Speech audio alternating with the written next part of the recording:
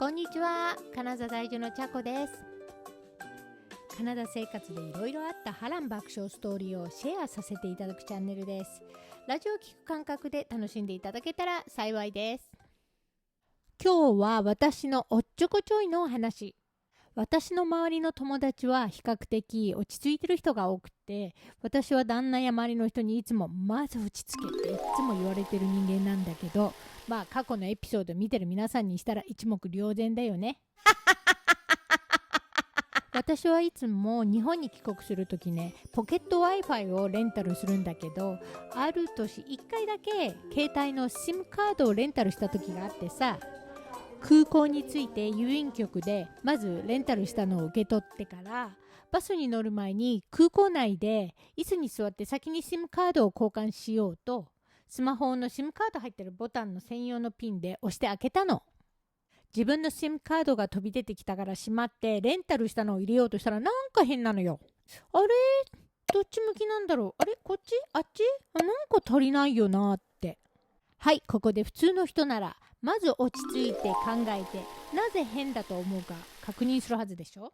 でもおっちょこちょいでせっかちの私は変だなと思う気持ちがありながら無視して、それをとにかく焦って適当にレンタル用のカードを入れたのよ。そしたら携帯真っ暗で全然動かないの。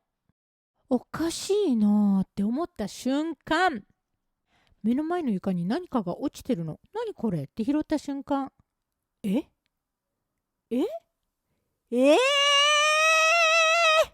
携帯の SIM カードのケースだって。嘘でしょ。専用のピンで開けた時、強く押したみたいでケースが飛んでしまったらしいのよ。成田空港でパニックの私、これからバスに乗って東京のレストランで友達と食事の予定があるのにどうしよう。レストランの住所やもろもろ全部携帯に入ってるのに、やべえって。どうしていいか分からず、近くの椅子に座っていた白人の外国人のカップルに英語で話しかけ相談したの。Excuse me, sorry to bother you, but I need help. そしたらこれまた流暢な日本語で、まずは落ち着いてくださいって返されてさ。でもパニックになってるから日本語に切り替えられてない自分がいて、傍から見ればさ、白人の外国人が流暢な日本語で、日本人がアクセントバリバリの英語で会話してるって笑えるよね。ソフトバンクがあるからそこで聞いてみたらってまた流暢な日本語で返されてさ。幸いにもその時手帳を持ってて、これから会う友達の携帯番号が書いてあって、公衆電話から連絡ついて彼女とは会えたんだけどね。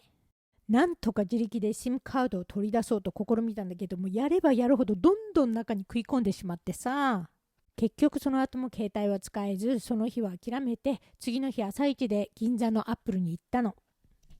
開店前で列の一番前に並んでたら、私のすぐ後ろのおじいちゃんと目が合ってさ、私慣れ慣れしいから話しかけちゃって、そっからすっかり話盛り上がっちゃってさ。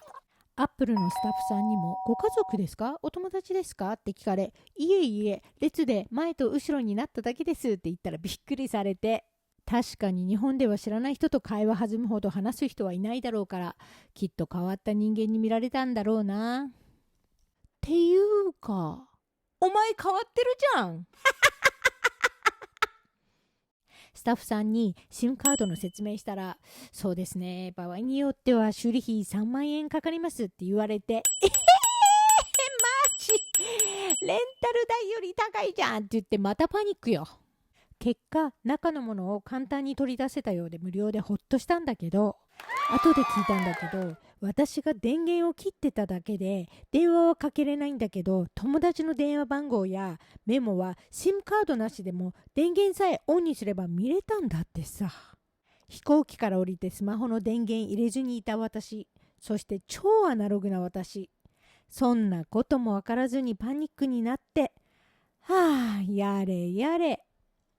どうしていつもこうなんだろうってほんと呆れるんだけどさ、性分なんだろうかね。ということで、大した話じゃなかったんだけど、おっちょこちょいな私でした。それではまた次回に続きます。